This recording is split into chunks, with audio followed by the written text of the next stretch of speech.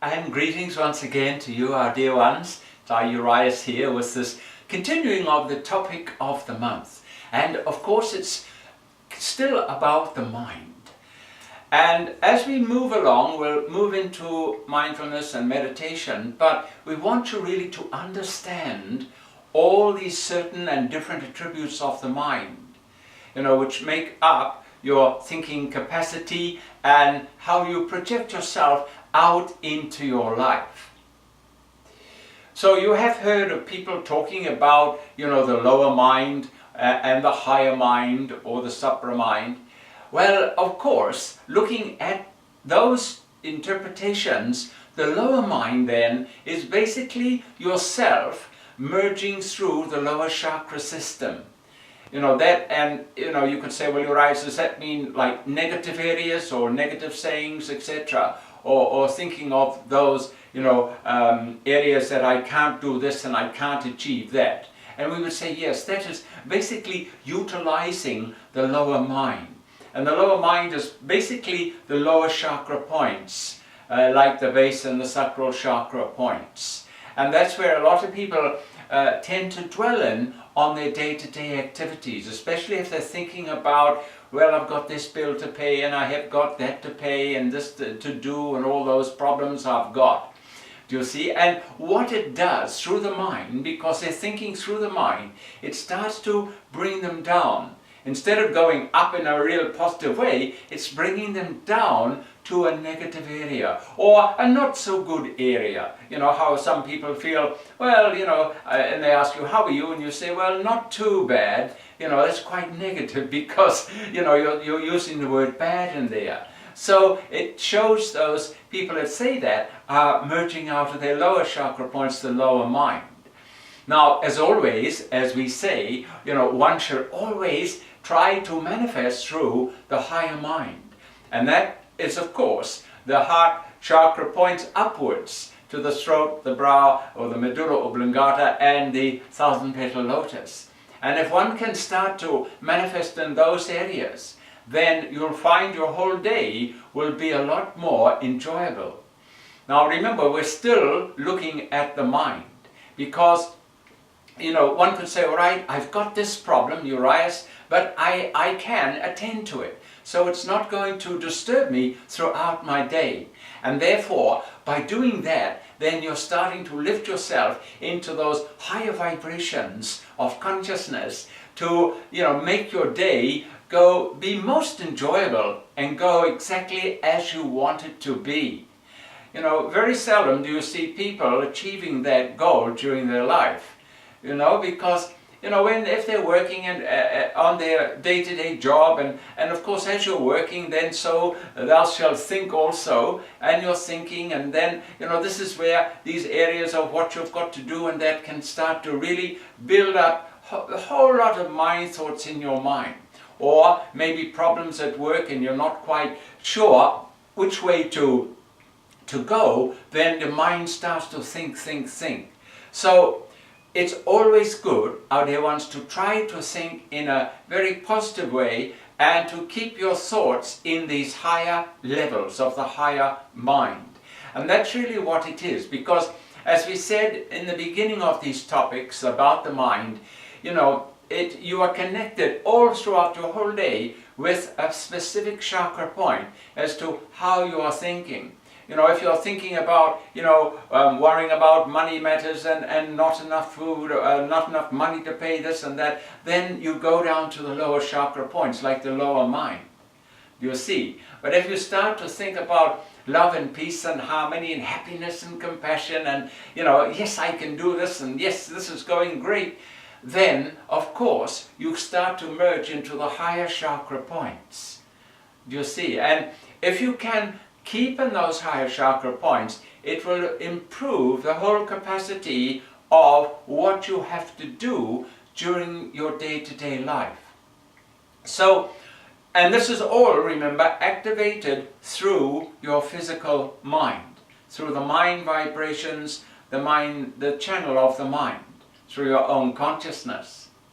And the other areas then, in those areas of the lower mind, the higher mind, is like the supramind, and that's merging into the thousand petal lotus, you know, the top chakra point, if you like, that you can merge into.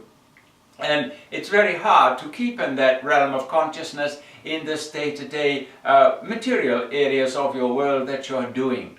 Why? Because when you are in this region, it's like in a very, very powerful meditation state of consciousness.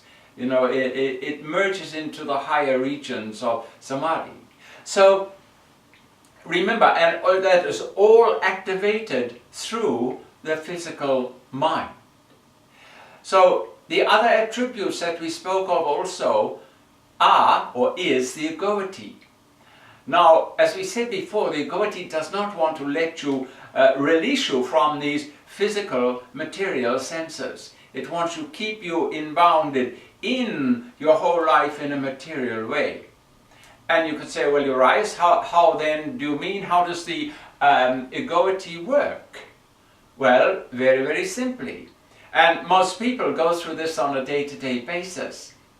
And that is where that, you know, if you are going to do something and you have your mind set on it to do it, you know, maybe tonight, you know, and then someone rings up and says, oh, look, I've got these tickets here, would you like to go? And you've already prepared for yourself for the evening what you're going to do. And what happens? You start to think. And at that time you start to think, the egoity can come in and say, well, you know, you can do that tomorrow. And then you'll start to say to yourself, of course, well, I can do that tomorrow. I don't need to do it today, which you really did need to do it today, but I can put it off till tomorrow. And then you say to the person you're talking to, well, yes, yeah, no, that's fine, I can come. So that's how the egoity moves in a very silent way in the mind. And you would be very, very surprised, our dear ones, how much the egoity can control your whole life. But people are not aware of it because what a lot of people then start to become one, you know, with the egoity, and it's very hard then to distinguish who is the egoity and who you are.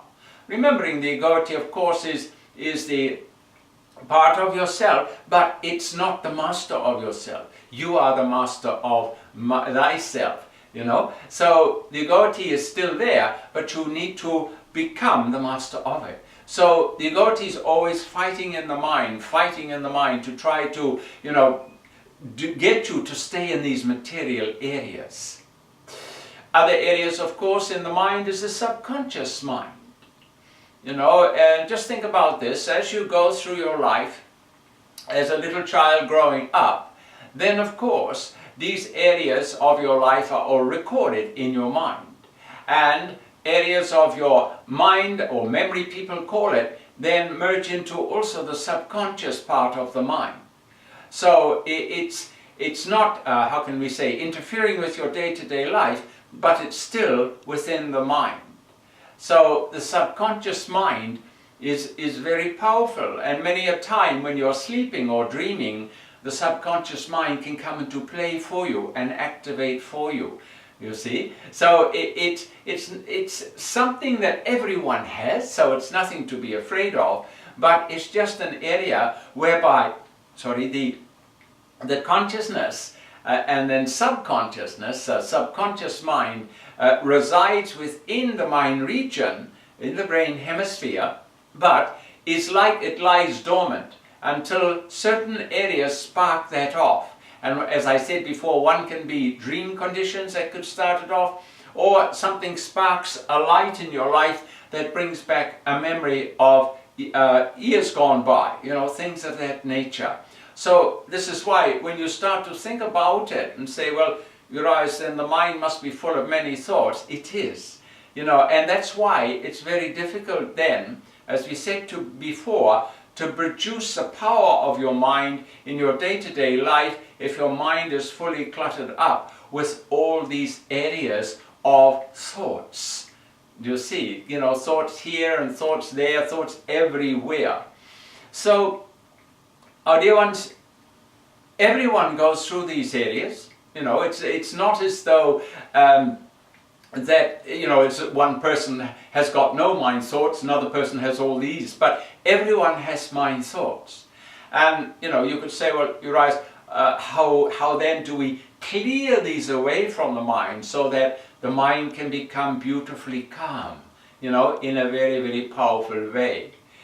Let me tell you this, you know, if Urias in our group channel through David here, and if David's mind was not calm, then it would be very difficult for us to bring through what we want to, you know, speak to you and give you guidance on. Why? Because the mind would be cluttered up with thought after thought after thought after thought, and it would be very hard for us then to manifest through. You see? So it's where once the mind then becomes beautifully calm, then, you know, one could say, then you're at very much peace within your heart.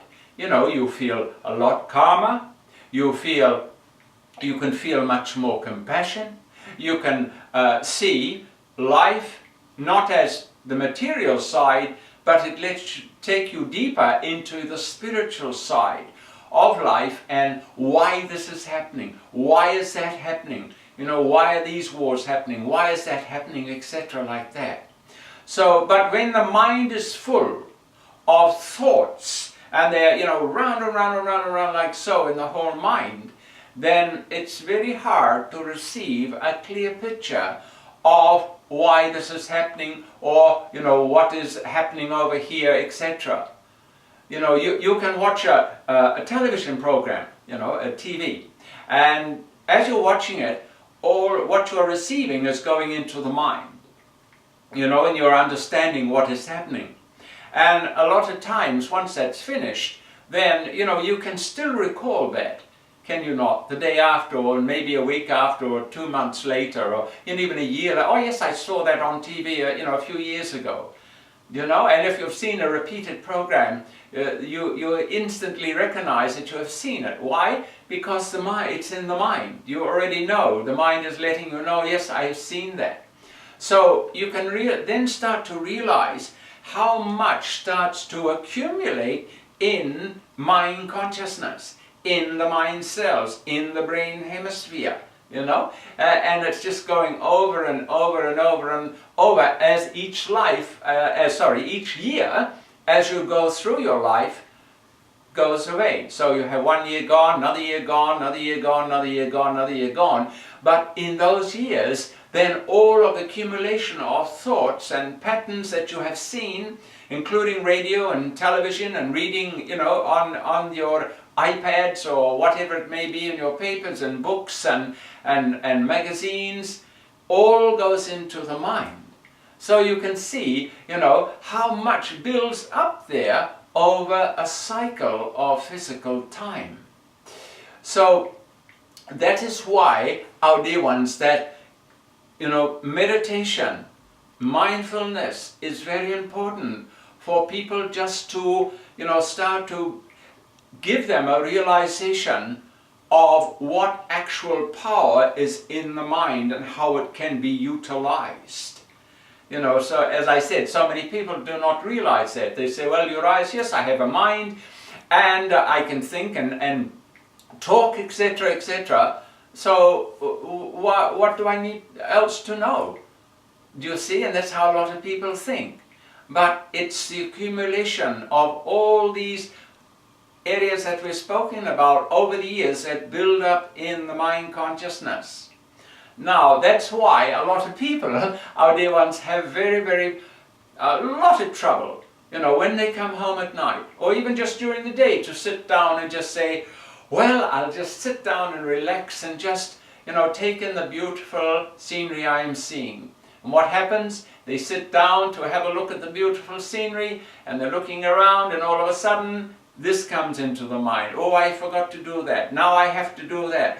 Oh, I've got this problem. I've got this. I'm quite stressful. You know, all these things come into the mind.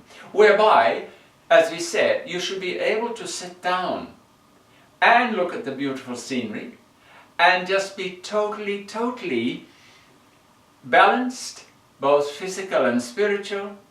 And you should be able to be so calm in the mind that you can take in and absorb the vibrations that are coming from the beautiful scenery that you are seeing, without the disturbance of thoughts popping up here, popping up there, everywhere there are thoughts. You know, and you talk amongst yourselves and see how many people can actually just sit down and, you know, just feel the vibrations of God within, or just feel the vibrations around. You know, how many people can sit down and just put their hands out and experience the vibrations? You know, a lot of people can do this, but they'll probably say, well, Urias, my hands are out, but I'm not feeling anything. You know, you should be able to feel the vibrations. You see. So that, our dear ones, is probably in the lives of all people around the earth plane. So that is why, you know, mindfulness now has come into the earth plane. That's why meditation has been here for thousands and thousands of years. Why? It is just to bring people into that great stillness of God within, to understand not just the physical realm which they're seeing, but the spiritual realms that lie deep within. Do you see? So you understand, you know, you are right, you have your physical life, you must live and lead your physical life, that is true.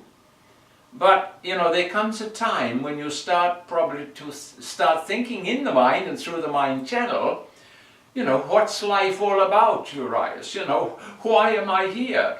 You know, what happens to me when I die? And all these little areas come up through the mind consciousness.